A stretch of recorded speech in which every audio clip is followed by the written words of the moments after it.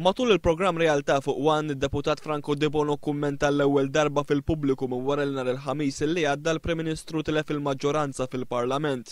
30 wara li Laurence Gonzi tella biex il-Kunsilera tal-Partit Nazzjonalista jikkonfermaw fil-kariga, Franco De Bono jgħid li b'din il-konferma mhux se jinbidel xejn fil-kwistjonijiet li hu ilu jitkellem dwarhom. Jekk tal-versa tal-argument Laurence Gonzi jiġi konfermat kap.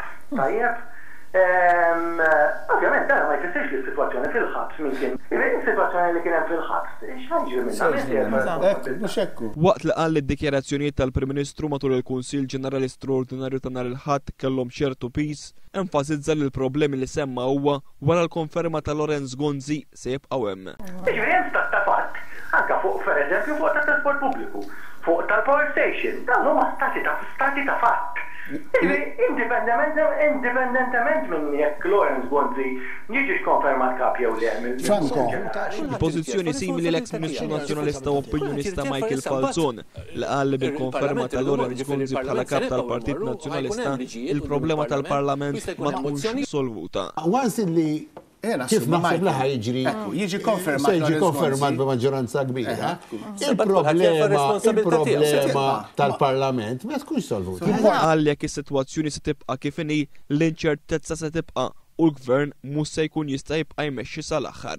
Fil-Parlament, iva, jekk hemm dis-sitwazzjoni illi l-Gvern mhux għandu wieħed imsiefer, għandu wieħed illi mhux ċert mill-vot tiegħu.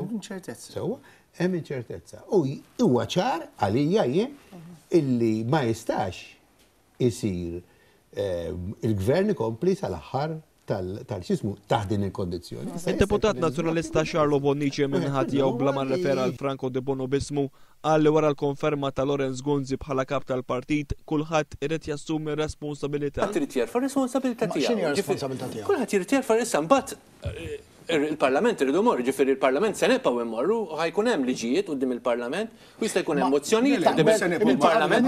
Partit Nazzjonalista Gavin, sekonda żgħira, inti taqbel. Bonnici għal kontrarju ta' dak li qal Laurence Gonzi l-ħadd li għadda qal li l-Gvern ma tilifx il-maġġoranza fil-Parlament. Maġġoranza ma tilifx. Min-naħa tiegħu iżda Michael Falzon iddikjara li l-Partit Nazzjonalista iddiżintegra. Fl-opinjoni tiegħi il-Partit Nazzjonalista fl-aħħar snin iddiżintegra l-istruttura ġewwa, ġifieri ta' tkellem in-nies, sigrid da, ġifieri ma hemm il-pajjiż il-partit kif nafu jien u kif